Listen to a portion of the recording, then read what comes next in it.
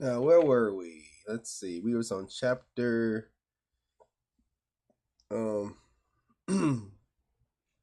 36. Chapter 49, verse 36. Book of Jasher. And the king sent to Potiphera, the son of Ahiram, prince of On, and he took his young daughter Oznath and gave her unto Joseph for a wife. All right, we see here 12 tribe doctrine, man. 12 tribe doctrine Israelites preach. I even said some things about like Hamites, but obviously there's Hamite blood in like definitely two of the tribes. And like I said, and depending on Zilpah and Bilah's race or ethnicity, it could be 6 of the tribes have Hamite blood in them. All right, so we definitely see that Joseph has a Mitzrayim or a Hamite for a wife. Definitely, it's written in the Bible. It's written here. And the damsel was very comely. She looked good as hell. She was a virgin, one whom man had not known. She had never slept with anybody. And Joseph took her for a wife.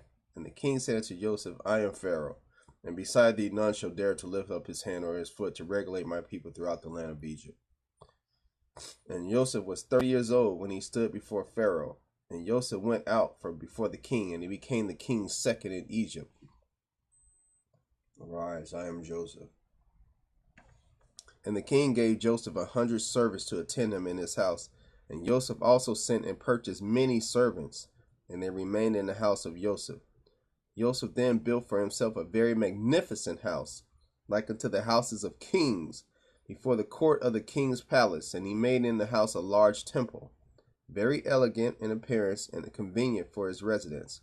3 years was Joseph in erecting his house. It took him 3 years to build his house. Goodness.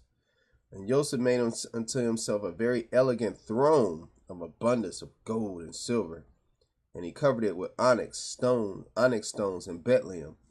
And he made upon it the likeness of the whole land of Egypt, and the likeness of the river of Egypt that watereth the whole land of Egypt. Jeez. Joseph was balling. And Joseph sat securely upon his throne in his house, and Yah increased Joseph's wisdom. Sat securely. Sometimes you have people, even within your organization, attempting to kill you, plotting and scheming against you. And all the inhabitants of Egypt and Pharaoh's servants and his princes loved Joseph exceedingly, for the thing was from Yah to Joseph. See, nothing is given to you in life, man. You say, well, I worked hard for this. Yeah. Well, everything is given by Yah. Everything in life has a purpose. Imagine being Yah, man. Just imagine being Yah for a day.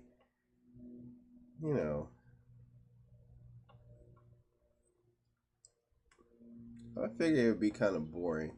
So he has to set some things in place, because he already knows everything, and,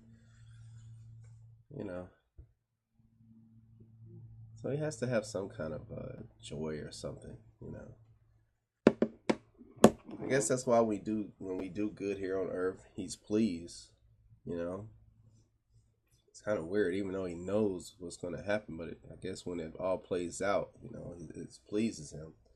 This is a creation. This is what he knows, your mind, he knows your soul, and it just pleases him for you to put it in action, being of the flesh that you are.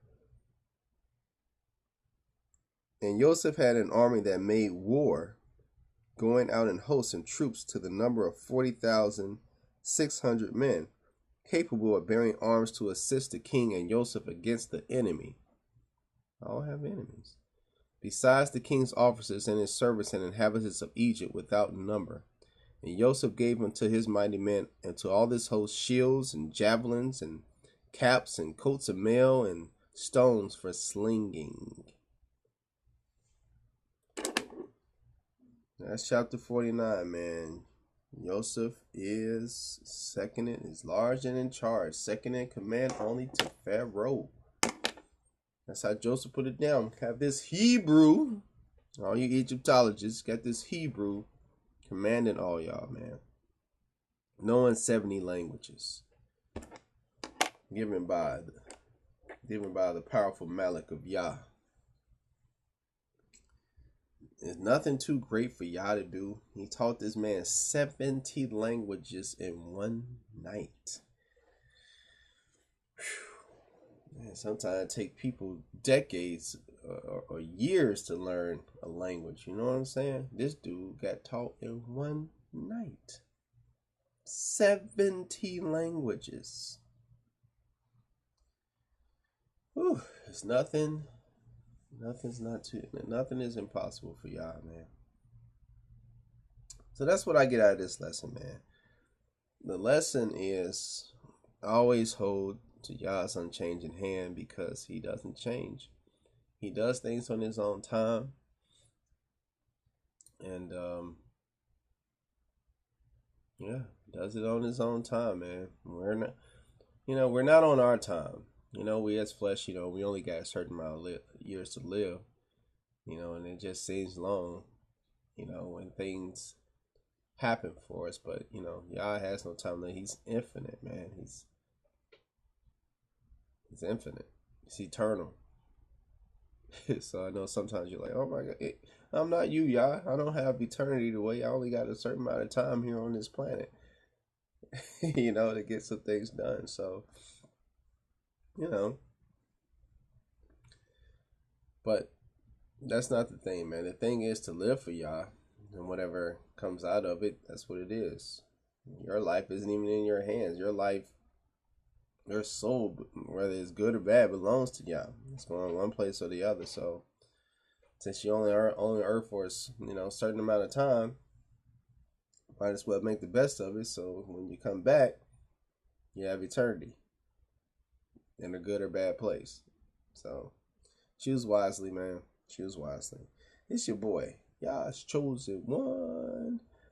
Get back at your brother, and we'll go to chapter 50 on the next one. Shalom.